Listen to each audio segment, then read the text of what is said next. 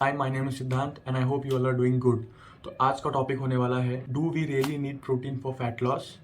And ये बहुत basic question है जो मुझे बहुत बार आपने डीएम भी किया था इंस्टाग्राम पे, यूट्यूब पे भी एक दो कमेंट्स आए थे।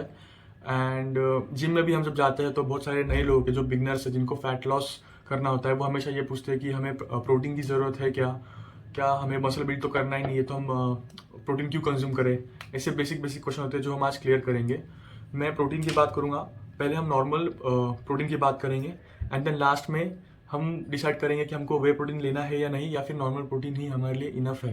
तो पहले प्रोटीन की बात करेंगे। तो जब हम प्रोटीन की बात करें तो उसका काम क्या है, एक बेसिक डेफिनेशन क्या है प्रोटीन की। So protein is made up of building blocks, जिसको हम अमीनो एसिड्स बोलते हैं, जो हम हमारे बॉडी में प्रोवाइड करते हैं प्रोटीन के थ्रू, और वो हमारे सेल्स एंड टिश्यूज़ को मेंटेन एंड ग्रो करने में हेल्प करते हैं। तो यही एक डेफिनेशन है प्रोटीन का, जिसमें आपको आपका पहला पॉइंट भी मिल गया कि वो आपके सेल्स को और टिश्यूज़ को मेंटेन करने में हेल्प करेगा। अब बात करते हैं फर्स्ट पॉइंट की तरफ, कि फर्स्ट पॉइंट यह है कि प्रोटीन स्लो डाइजेस्टिव है। इसका मतलब क्या है, as compare to carbs and fat, protein को ज़्यादा टाइम लगता है डाइजेस्ट होने के लिए। तो समझो, अगर आपने ज़्यादा से ज़्यादा प्रोटीन खाया, मॉर्निंग मील में भी प्रोटीन खाया, तो आपको भूख बहुत कम लगेगी और बहुत टाइम बाद लगेगी। अगर आप कार्ब्स खाते हो, फैट खाते हो, तो जल्दी जल्दी डाइजेस्ट हो जाते हैं और आपको फिर से भूख लगती है। तो इसलिए मैं हमेशा रिकमेंड करता हूँ कि जो लोग फैट लॉस पे है, उन लोगों को हमेशा एक हाई प्रोटीन डाइट फॉलो करनी चाहिए, कारण आप लॉन्गर टाइम के लिए फुल रहोगे और आपको इंसुलिन स्पाइक नहीं होगा। तो फर्स्ट पॉइंट ये था। अब let's move on to second point. Second point ये है कि प्रोटीन का थर्मल इफेक्ट जो है वो हाई है। इसका मतलब क्या है, थर्मल इफेक्ट होता क्या है। फर्स्ट ऑफ ऑल, जब भी हम कोई खाना खाते हैं तो उस खाने को डाइजेस्ट करने के लिए भी हमारे कुछ अमाउंट ऑफ कैलोरीज बर्न होती है। तो जब हम प्रोटीन की बात की, तो प्रोटीन को as compare to carbs and fat, body को हमारे डाइजेस्ट करने के लिए ज़्यादा कैलोरीज खर्च करनी पड़ती है। तो अच्छी बात यह होगी कि अगर आप प्रोटीन कंज्यूम करते हो तो उसको डाइजेस्ट करने के लिए आपकी बॉडी ज़्यादा कैलोरीज बर्न करने वाली है। तो ये रहा सेकंड पॉइंट आपका, कि आपको प्रोटीन क्यों कंज्यूम करना चाहिए। फर्स्ट पॉइंट क्या था हमारा, कि वो स्लो डाइजेस्टिव है, तो आप लॉन्गर टाइम के लिए फुलर रहोगे। सेकंड पॉइंट ये है कि उसका थर्मल इफेक्ट हाई है, विच इज आपको, अगर जब आप प्रोटीन खाओगे तो उसको डाइजेस्ट करने के लिए ज़्यादा कैलोरीज बर्न करनी पड़ेगी। या दो थर्ड पॉइंट इज कि आपकी जो हेयर है, स्किन है, मसल रिकवरी है, बॉडी रिकवरी है, वो प्रोटीन के वजह से अच्छी और स्पीड में होती है। फॉर एग्जाम्पल, अगर आप फैट लॉस पे हो तो आप वर्कआउट ज़रूर करोगे।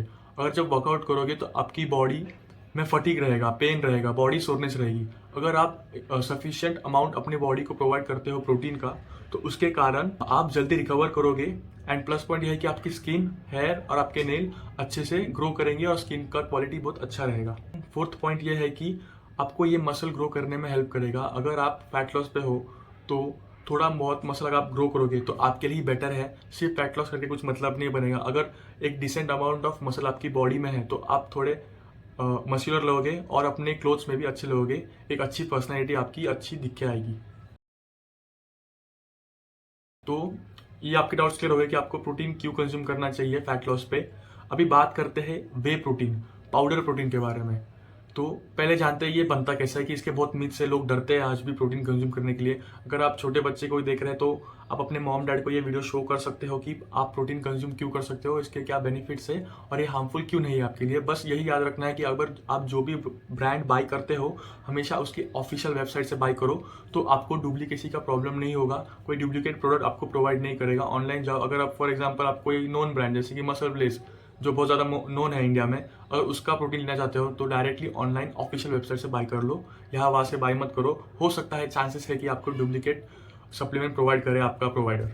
बात करते हैं प्रोटीन बनता कैसे है। तो दूध से जब पनीर बनता है तो उसके ऊपर एक पानी आता है, वो पानी में एक अच्छा अमाउंट ऑफ प्रोटीन होता है, बट आप उसको डायरेक्ट कंज्यूम नहीं कर सकते क्योंकि उसका टेस्ट इतना अच्छा नहीं है। आप उसको डाइजेस्ट भी नहीं कर सकते इतने अच्छे से। तो उसका करते क्या है कि जब दूध से पनीर बनता है, जो पानी आता है उस पानी को सुखाते हैं, उसको पाउडर फॉर्म में लाते हैं एंड उसमें एक फ्लेवर ऐड करके, for example chocolate flavour add करके आपको एक डिब्बे में भर के दे देते हैं। वही आपका बेसिक नॉर्मल वे प्रोटीन है। ज़्यादा उसको कॉम्प्लिकेट करने की ज़रूरत नहीं है, ऐसे ही बनता है प्रोटीन।